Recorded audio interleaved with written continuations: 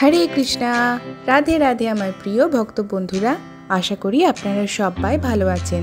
আজকে আপনাদেরকে আমি ভগবান শ্রীকৃষ্ণ এবং মহাপ্রভু চৈতন্যদেবের মধ্যে যে কোনো পার্থক্য নেই সেই নিয়ে একটা গল্প কাহিনী আপনাদেরকে শোনাবো। একদিন এক ব্রাহ্মণ ভিক্ষুক জগন্নাথ মিশ্রের বাড়িতে এলেন।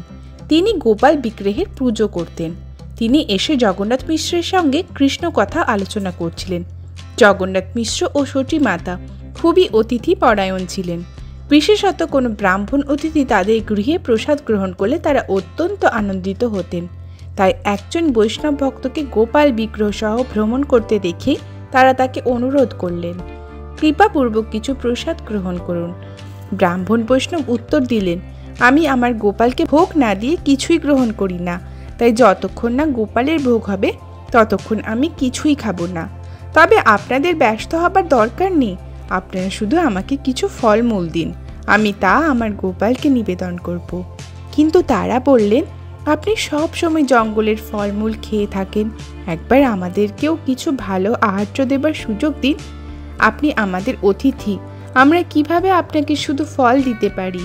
আমাদেরকে একটি রাজভোগ তৈরি করার সুযোগ দিন। আমরা ব্রাহ্মণী, তাই আমরা রান্না করে দিচ্ছি, আর আপনি তা নিবেদন করুন। ব্রাহ্মণ অতিথি তাদের প্রস্তাবে সম্মত হলেন।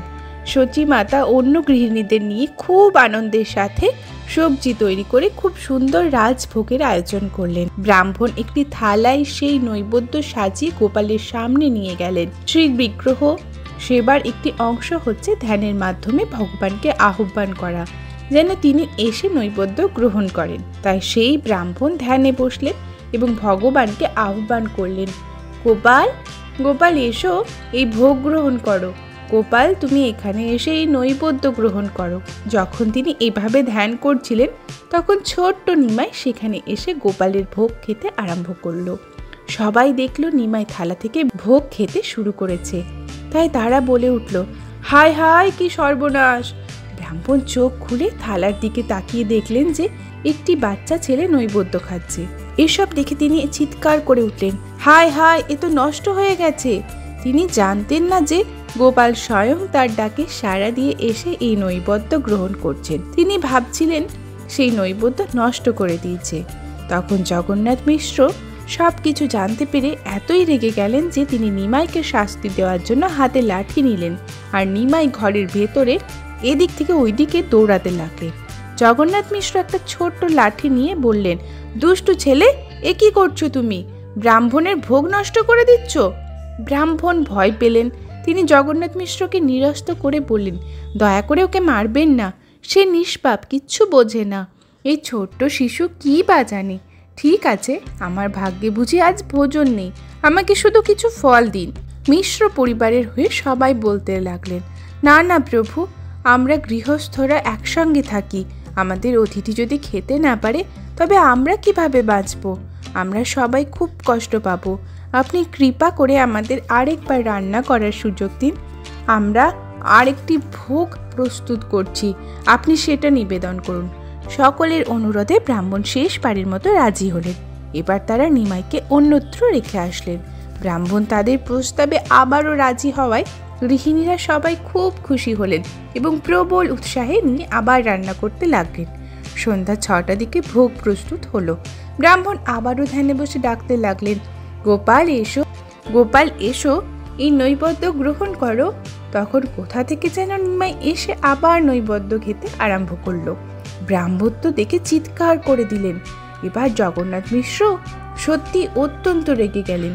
তিনি নিমাইকে ধমক দিয়ে বললেন, এবার সত্যি তোমার কপালে দুর্ভোগ আছে নিমাই, তুমি ব্রাহ্মণের নৈবেদ্য নষ্ট করলে কেন?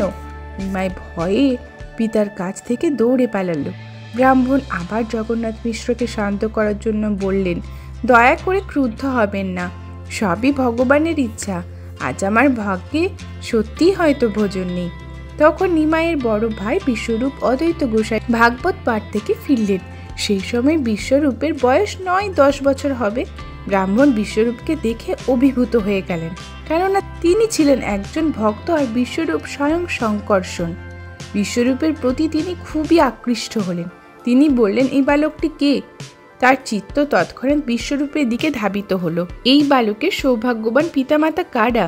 তিনি সম্পূর্ণরূপে বিমোহিত হলেন। বিশ্বরূপ দেখলেন তার পিতামাতা কান্নাকাটি করছেন আর বাকি সবাই মুখ গোমরা করে বসে আছেন। তিনি জিজ্ঞাসা করলেন, কি হয়েছে তোমাদের, সমস্যা কি? তারপর জানতে পারলেন যে এই ব্রাহ্মণ তাদের অতিথি এবং তারা অতিথি সৎকার সঠিকভাবে করতে পারছে না, তাকে অন্নপ্রসাদও দিতে পারছেন না। অতিথি সেবার নিয়ম হচ্ছে তাকে স্বয়ং নারায়ণের মতো সেবা করতে হবে। এই নিয়মটি বৈদিক ব্রাহ্মণ পরিবারে খুব কঠোরভাবে পালন করা হতো। তারা সত্যি অতিথি সেবা করতে চেয়েছিলেন, তাই সবাই খুব বিমর্ষ হয়ে গেলেন। আপনারা ভাবতেও পারবেন না তারা এই বৈষ্ণবের সেবা করার জন্য কত উদ্যোগী ছিলেন। কিন্তু বৈষ্ণব ঠাকুর সিদ্ধান্ত নিলেন, আচ্ছা আমি আজ ফলই খাবো, কোনো সমস্যা নেই, সব ভুলে যান। তখন বিশ্বরূপ এগিয়ে এসে সুমধুর স্বরে বলতে লাগলেন, হে ব্রাহ্মণ, আপনি জড় বিষয়ে সম্পূর্ণ নির্বিকার। আপনি আপনার জীবনের অধিকাংশ সময় বনেই কাটিয়েছেন। কোনো দিন আহার করেছেন, কোনো দিন করেননি। আপনি সর্বদাই উপবাস ও কৃচ্ছ সাধনের কঠোর। আহার করা না করা আপনার জন্য কোনো সমস্যা নেই। কিন্তু আমাদের দেখুন, আমরা গৃহস্থ, অতিথি সেবা আমাদের ধর্ম। তাই আমার পিতামাতা আপনার সেবা করতে না পেরে খুব কষ্ট পাচ্ছেন। আপনি দয়া করে আমার পিতামাতাকে এই কষ্ট থেকে মুক্তি দিন এবং আরেকবার নৈবেদ্য প্রস্তুত করার সুযোগ দিন। সেই ভোগ আপনি গভীর রাতে নিবেদন করুন, তখন সবাই ঘুমিয়ে পড়বে, আশেপাশে কেউ থাকবে না। মধুর স্বভাব বিশ্বরূপের বাক্য ছিল খুবই চিত্তাকর্ষক এবং দার্শনিক বিচারে সঠিক, তাই অতিথি পরাভূত হলেন। তিনি বললেন, ঠিক আছে ঠিক আছে, তুমি যা চাও তাই হোক। সঞ্জয় মাতা যেন জীবন ফিরে পেলেন। তারাও সারা দিন কিচ্ছু খাননি।